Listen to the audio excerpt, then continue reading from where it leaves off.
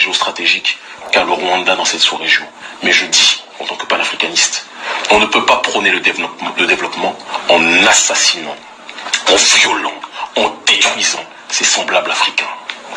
Ce que Kagame représente à l'échelle africaine, quand j'entends des prétendus penseurs africains, des prétendus responsables politiques africains chanter les louanges de Kagame en disant que Kagame est un grand, Kagame est un géant, alors que c'est un des plus grands oppresseurs vis-à-vis de son peuple. Il faut voir comment le prolétariat rwandais est traité d'un côté, et il faut voir ce qu'il fait en RDC. Kagame est un cauchemar pour les Africains lucides.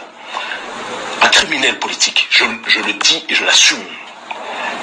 Et j'espère qu'un jour il sera traîné devant les tribunaux pour le chaos qu'il fait opérer actuellement et depuis un certain nombre d'années en RDC.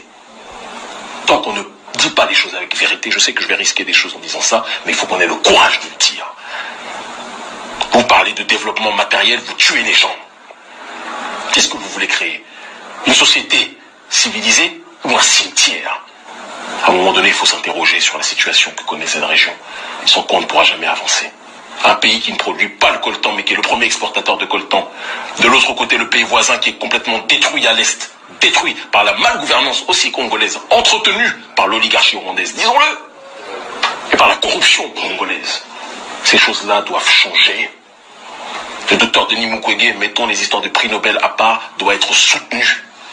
Et aucun panafricaniste digne de ce nom ne devra avoir le toupet de citer Kagame en exemple, parce que le développement du Rwanda n'est pas le développement génial, matériel de quelqu'un qui bosse pour bosser, c'est quelqu'un qui a été soutenu par toute l'oligarchie occidentale pour que ce pays soit le laboratoire de la déstabilisation de la sous-région, de la destruction de l'Est du Congo.